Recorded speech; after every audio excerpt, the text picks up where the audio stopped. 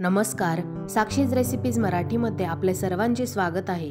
आज आपण बनवणार आहोत एकदम मऊ लुसलुशीत अशी होणारी चपाती, जी की एकदम सोप्या पद्धतीने मी आज तुम्हाला सांगणार आहे व बिगिनर्ससाठी देखील हा व्हिडिओ एकदम महत्त्वपूर्ण आहे, कारण यात मी संपूर्ण माहिती एकदम स्टेप बाय स्टेप सांगितली आहे।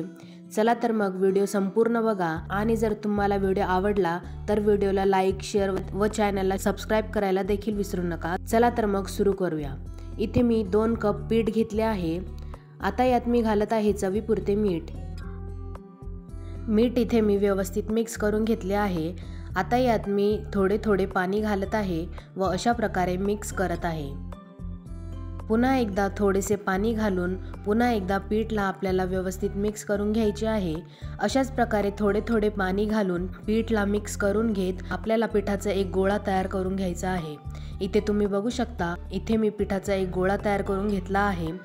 आता या पिठाच्या गोळ्याला आपल्याला हाताच्या सहाय्याने अशा प्रकारे मुठ्ठी देऊन पिठाला मस्त प्रकारे मळून घ्यायचे आहे। अशा प्रकारे हाताच्या सहाय्याने पिठाला मुठ्ठी दिल्याने आपले पीठ व्यवस्थित नरम होते व पोळी देखील मऊ येते। इथे मी संपूर्ण पीठ व्यवस्थित मळून घेतले आहे व इथे पिठाचा एक मस्त गोळा तयार झाला आहे। आता इथे मी 1 चमचा तेल घेतले आहे व पिठाला तेलमध्ये देखील व्यवस्थित मळून घेतले आहे। आता या पिठाला आपल्याला साधारणतः अर्धा तास झाकून ठेवायचे आहे, म्हणजे पीठ आपले व्यवस्थित नरम होईल व आपल्या पोळ्या देखील मऊसूद येतील। अर्धा तास झाला आहे। इथे मी पिठाच्या अशा प्रकारे लोई करून घेतल्या आहेत।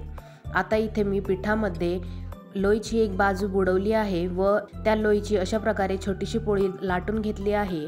आता त्या छोट्या पोळीला आपल्याला अशा प्रकारे तेल लावायचे आहे। तिला एका बाजूने दुमडून घ्यायचे आहे, पुन्हा त्या दुमडलेल्या बाजूवर तेल लावायचे आहे व पुन्हा तिला दुमडून घ्यायचे आहे व अशा प्रकारे हाताच्या सहाय्याने दुमडलेल्या त्रिकोणाचे आपल्याला संपूर्ण कडा दाबून घ्यायच्या आहेत। आता त्या पिठाच्या त्रिकोणाला मी इथे पिठामध्ये पुन्हा घालून घेतले आहे व आता आपल्याला याची पोळी लाटून घ्यायची आहे। तुम्ही बघू शकता, पोळीला एकदम हलक्या हाताने लाटायचे, जास्त दाबून लाटायची नाही, म्हणजे आपली पोळी व्यवस्थित सर्व बाजूने एकसारखी येते। इथे तुम्ही बघू शकता मी पोळीला किती छान पद्धतीने लाटून घेत आहे। पोळीच्या आपल्याला शक्यतो कडाच लाटायच्या, कारण कडा लाटल्याने आपली पोळी सर्व बाजूने एकसारखी येते। जर तुम्ही तिला मध्येच लाटले तर ती मध्ये पातळ होऊन जाईल व साईडने जाडच राहील। आता इथे माझी पोळी लाटून झाली आहे। पोळीवर मी थोडेसे तेल लावले आहे। तवा गरम झाला आहे, तव्यावर देखील थोडेसे तेल टाकले आहे व पोळीला टाकले आहे।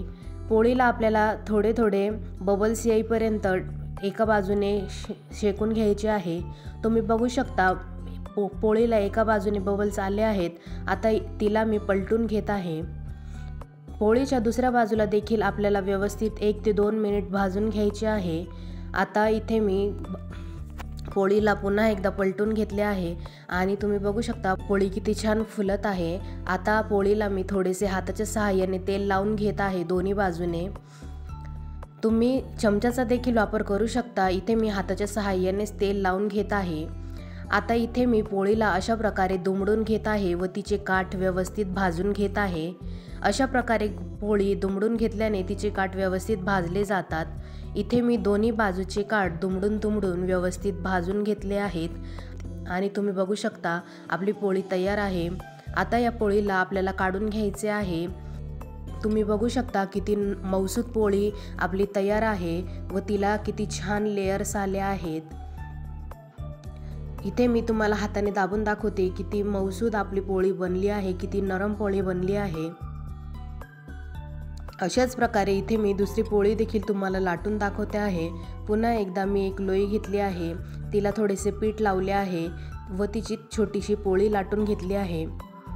तिला पुन्हा एकदा तेल लावून घेतले आहे। अशा प्रकारे इथे आपण घडीची पोळी बनवत आहे, त्यामुळे मी तिला अशा प्रकारे दुमडून घेत आहे। जर तुम्हाला घडीची करायची नसेल तर तसे मला कमेंट करून सांगा, तशा प्रकारची पोळी देखील मी तुम्हाला बनवून दाखवेल।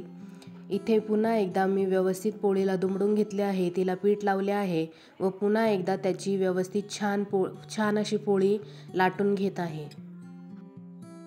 इथे मी मस्त गोल अशी पोळी लाटून घेतली आहे। आता पोळीला थोडेसे तेल लावून तिला तव्यावर घालत आहे। पोळीला आपल्याला थोडेसे बबल येईपर्यंत वाट बघायची आहे। इथे तुम्ही बघू शकता पोळीला बबल्स आले आहे।